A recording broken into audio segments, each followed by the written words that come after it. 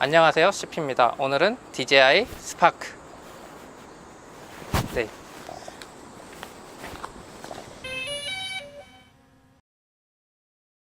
이 DJI 스파크는 정말 작고 가볍습니다. 크기는 가로 세로가 14.3cm고요. 이 높이가 5.5cm입니다.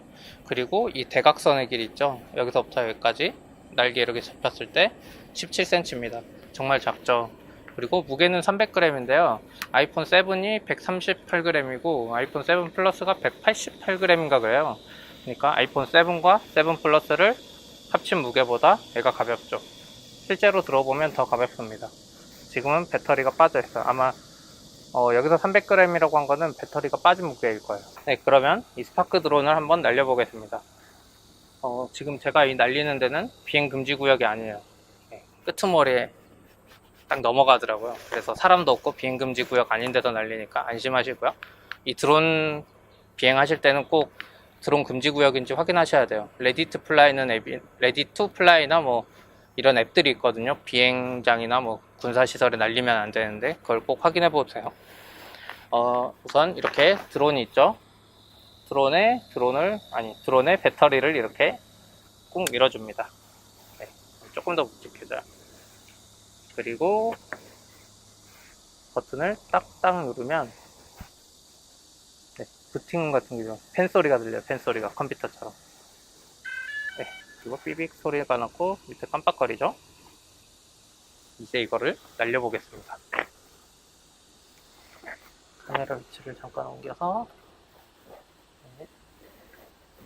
네, 이렇게 했죠. 그러면 이거 이제 제스처 모드로 날려볼 건데요. 뭐 조종 모드야 이제 매빅이나 이런 거랑 똑같아요. 조종 모드로 날리는 거는. 그래서 이렇게 된 상태에서 이 카메라가 제 얼굴을 보게 해야 돼요. 그래서 제 얼굴을 인식해야 되고 이 뒤에 배터리의 버튼이 있거든요. 이 배터리 버튼을 더블 클릭해 줍니다. 그러면 앞에가 깜빡거리면서 지금 인식하고 있는 거예요. 카메라가 움직이고 있어요 지금. 네, 제 얼굴을 인식했어요. 그럼 이렇게 바로 날아요. 그럼 제가 손을 놔주면 이렇게 뜹니다. 그리고 잠깐만 뒤로 가다 이쪽으로. 네, 지금 제가 손바닥을 펴면 애가 손바닥을 인식을 해요. 그래가지고 이렇게 하면 왼쪽으로 오죠. 왼쪽으로. 네, 잠깐만요. 좀 더 잘 보이기 위해서 카메라 위치를 조정해줄게요. 네, 이렇게 왼쪽으로 하면 왼쪽으로 와요.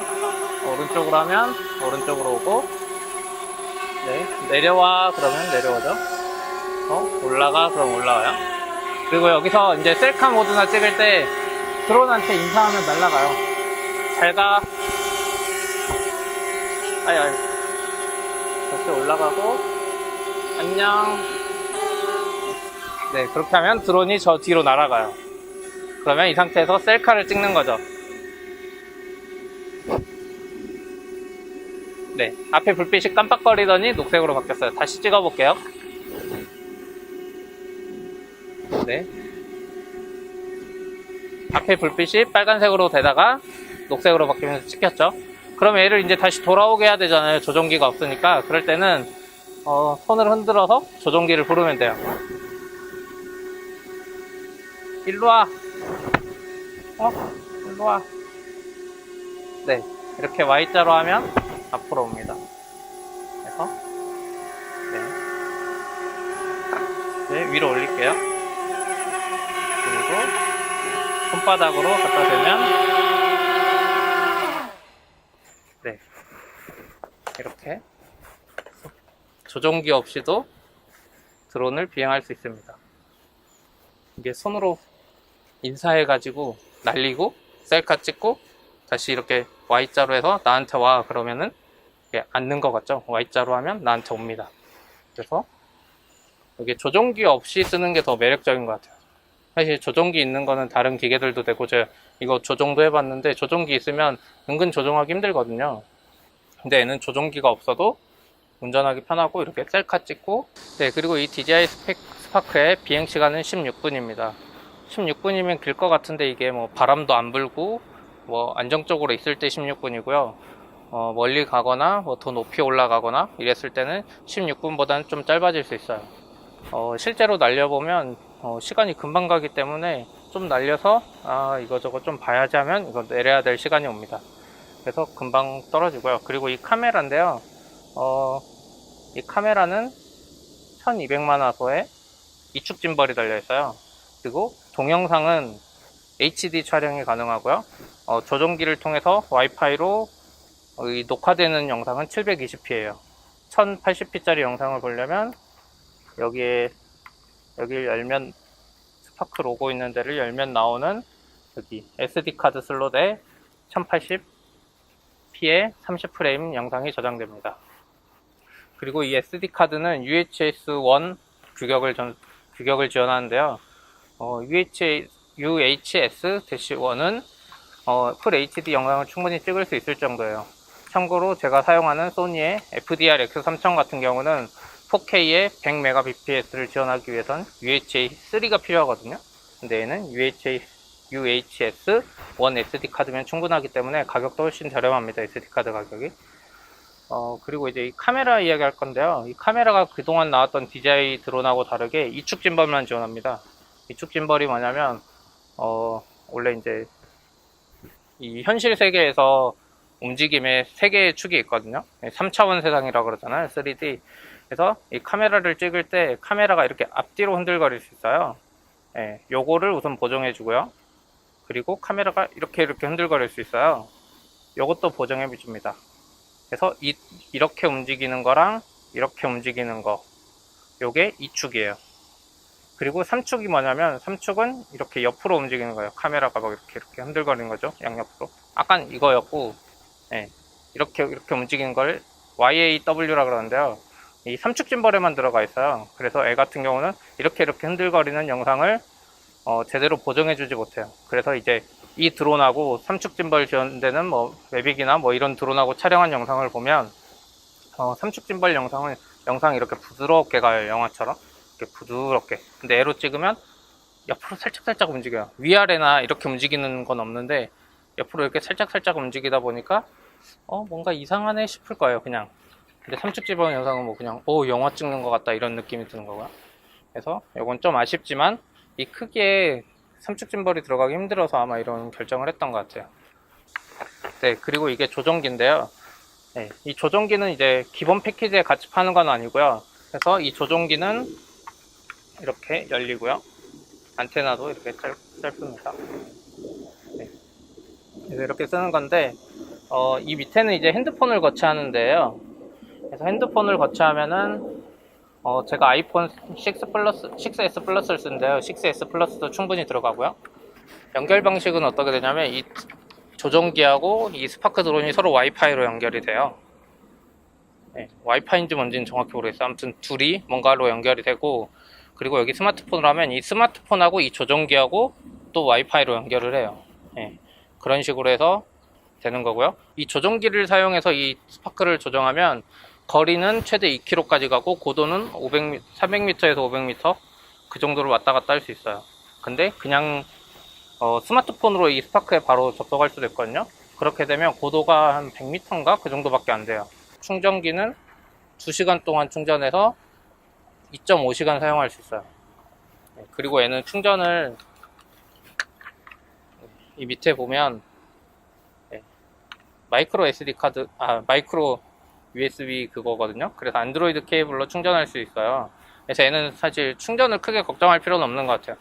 급하면 꽂으면 되니까. 애가 문제죠. 애가 16분밖에 안 나는데 얘가 2.5시간이나 되니까. 켜자마자 실내니까 뭐 물론 GPS를 못 잡았겠죠. 켜자마자 이렇게 흘러가더니 살짝 부딪혔거든요. 그래서 그런 것도 있고, 부족한 점이 조금은 있는 것 같아요. 바람에도 많이 영향을 받겠죠. 작은 드론이니까. 근데 이 드론은 충분히 작고 들고 다닐만 하다. 그리고 제스처 모드만 정말 잘 되면 이 드론이 최고일 것 같아요. 와이파이 연결 같은 거 안 하고 제스처 모드로 어디 산 같은데 위에 뭐 아무 장애물 없을 때 산 같은 데서 제스처 모드로 이 드론을 띄우고 나를 따라오게 하고 내가 올라간 다음에 제스처 모드로 다시 착륙시키고, 이런 기능만 돼도 이 드론은 여행자들한테 유용할 것 같아요. 그리고 이 날개는 이렇게 접혀져요. 이렇게 접혀지고 따로 펼 필요가 없어요, 평소에는. 네, 이렇게 들고 다니다가 이 전원을 켜가지고 이 드론이 날아가기 시작할 때 이 날개가 알아서 쫙 펴져요. 그리고 다시 접으면 됩니다. 그리고 불빛은 이렇게 깜빡깜빡거리고, 이 불빛의 상태에 따라서 이 드론, 그러니까 불빛이 깜빡거리는 것과 색깔에 따라서 드론의 상태를 알려주는데요. 전 지금 잠깐 가지고 있는 거라 그거까지는 잘 모르고요. 스파크라고 적힌 부분에 손가락으로 열면 이렇게 단자가 있어요.